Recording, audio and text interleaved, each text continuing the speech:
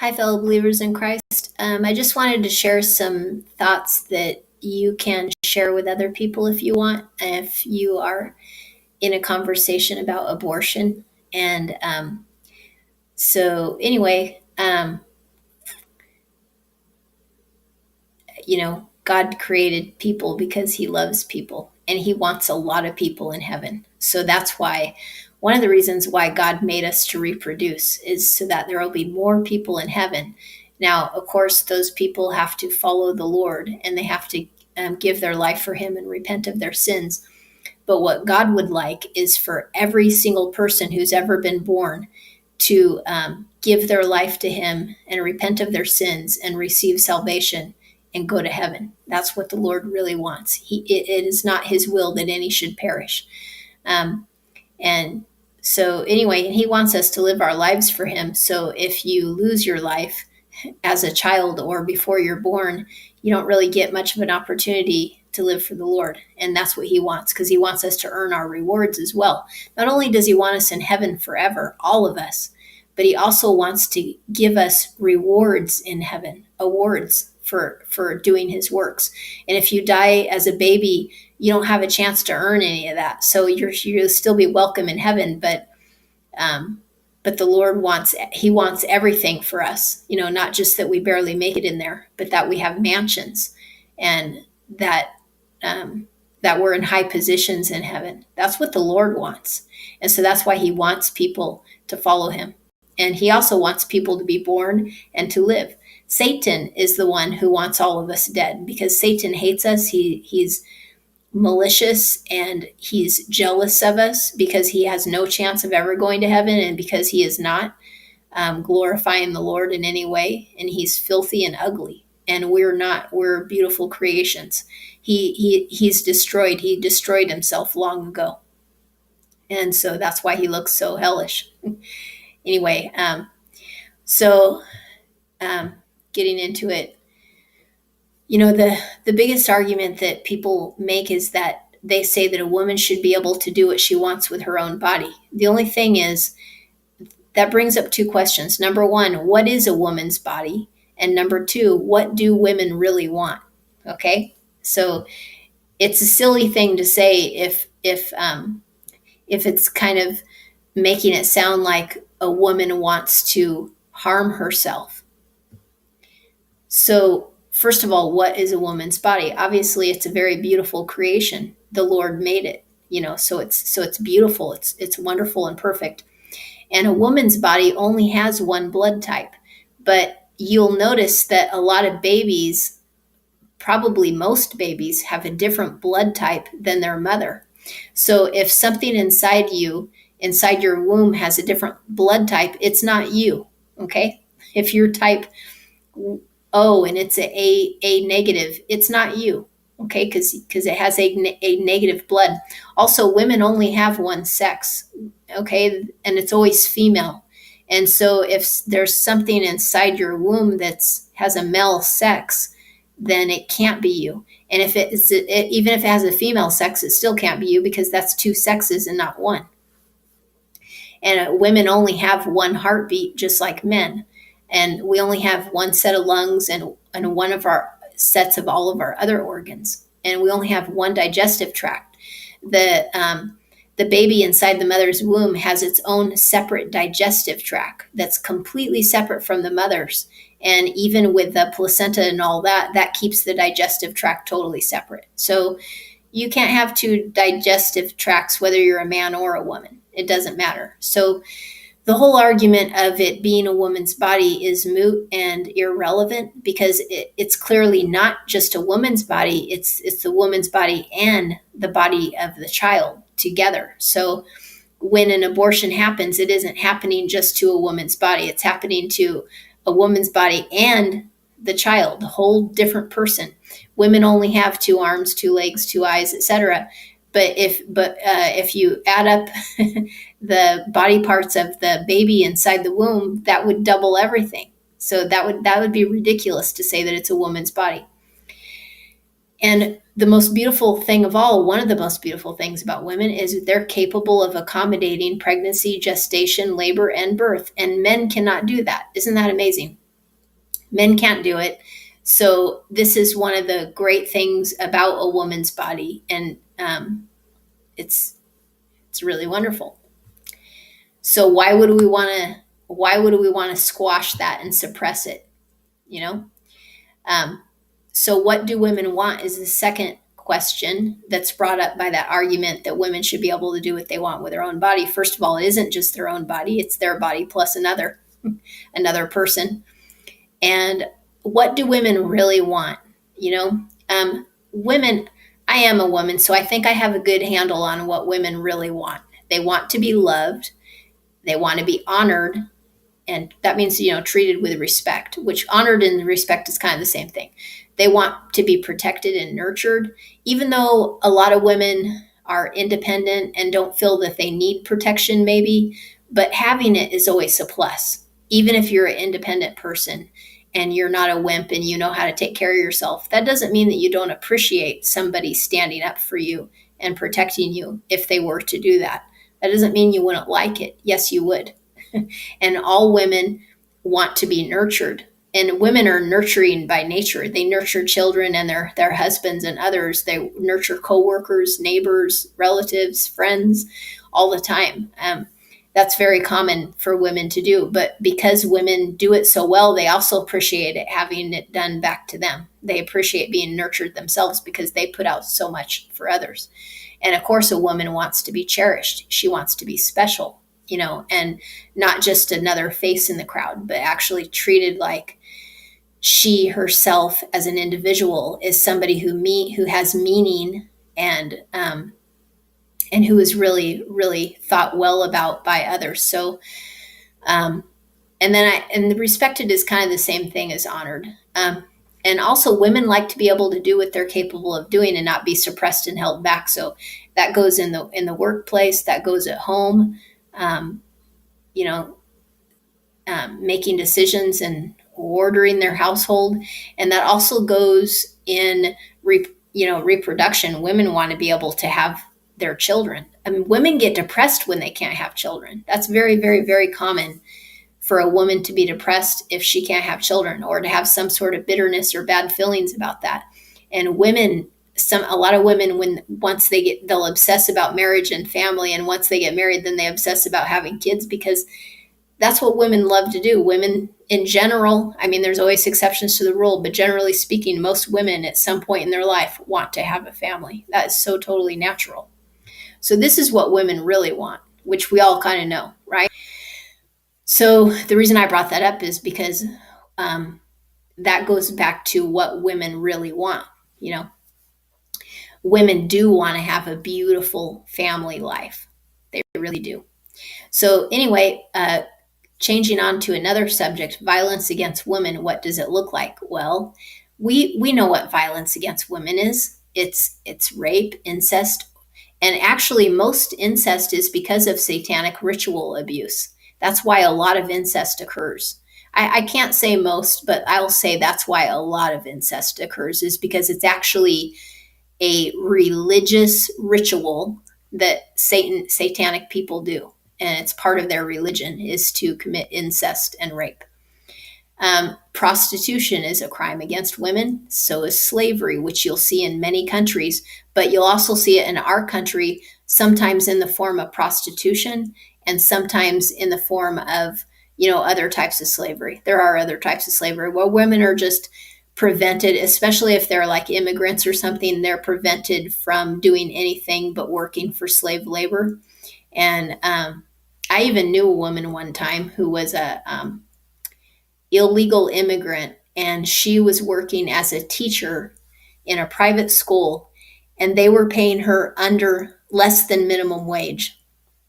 And the reason they were doing it, and this is a Christian school, they were doing it because they felt that they could get away with it because she could never turn them in because she was illegal. So they took advantage of her being illegal by giving her less than minimum wage. And this is a Christian school. And then she was putting up with it because it was the only job she could get as an illegal immigrant. It was the only job she could get. So anyway, slavery is violence against women because it makes them poor and oppressed. And torture, which we know happens during rape and incest and prostitution and sometimes slavery. All those things cause torture. Um, Abortion is a crime against women, which we'll get more into later. And then suppression, meaning keeping women down and not letting them be who they should be and be a success. And a lack of protection, which is, remember, protection is one of the things that women really do want. But when a woman has a total lack of protection, when nobody is caring for her and nobody's looking out for her best interest, and it's just her against out there in the wolves, in the big bad world. And like, say if she's in a life of prostitution and drugs, that's zero protection. Or she has a very violent husband or whatever, boyfriend. There's no protection for her. Or she's in a slavery situation, lack of protection. That's very devastating to women. Now, going back to abortion, this crime, if you really think about it, this crime against women, this violence against women conceals all the others on the list. Abortion conceals rape, incest, and satanic ritual abuse, and it's used for that stuff all the time. It conceals prostitution, it conceals slavery, it conceals torture, which is included in some of the others, and it conceals a lack of protection. So you can even indirectly relate it to suppression, because suppression, torture, and slavery are kind of included in all the rest. But anyway, abortion covers up the other crimes.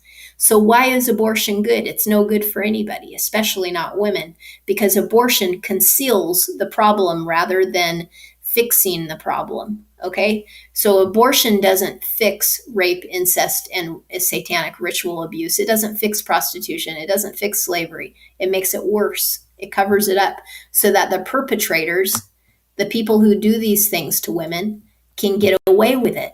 Why? Because of the abortion that allows people to get away with it. And then again, going back to what women want, do you really think, I don't, that women enjoy laying on the table and having these horrible instruments put inside their body and just mutilating their body, just killing their baby, mutilating the baby? Sometimes when the baby comes out, the mother can hear it cry before it dies. Sometimes when the baby comes out, it's still alive, and then the doctor kills it alive outside the womb. All kinds of horrible things. And then the woman can experience hemorrhaging and all kinds of horrible, just mutilation, complication, and it can affect them from not being able to have babies later. I'll give you some more facts on that in a minute. It can cause some women hemorrhage to death after having abortions. And my mom is a nurse, and she believes that lots more women die from abortion than what they have recorded, because they don't call it like death by abortion. They call it something else, like they might call it hemorrhaging or something like that. And so you really have no clue. It doesn't go down statistically as abortion was the cause of their death. It goes down as something else, labeled as something else. And then many women carry guilt and regret for the rest of their life after an abortion. So that shows you right there too that most women don't want abortion. Even though they go through with it, that doesn't mean that they really wanted it. They were pressured into it somehow or manipulated.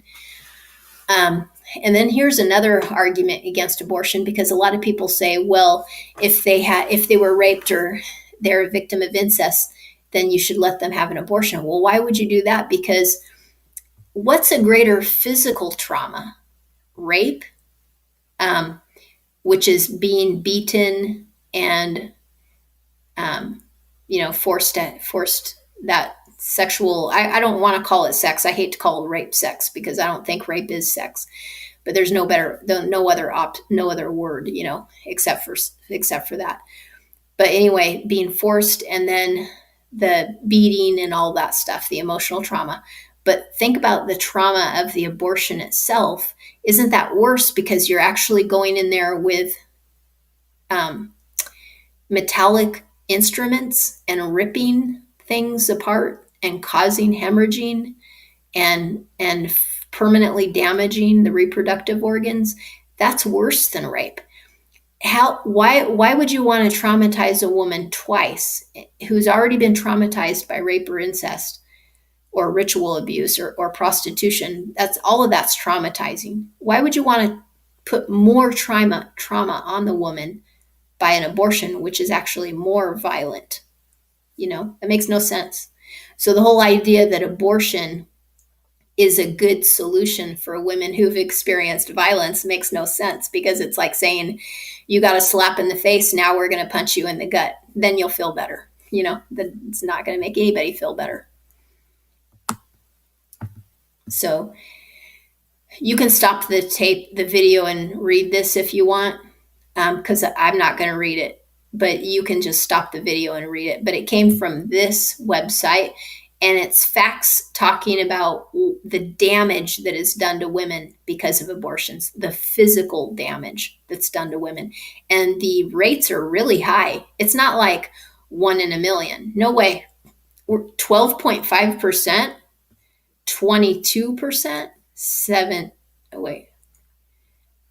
twice the normal risk of suffering cervical damage. These are high percentage rates. These aren't low at all. And if you read these whole 2 paragraphs, you'll see all the physical damage. Look at this. A major study of first pregnancy abortions found that 48% of women experienced abortion-related complications in later pregnancies. 48%, that's almost half. So that's pretty ridiculous. Anyway, and here, so in case you don't want to go to the website yourself, I copied off the references for all that.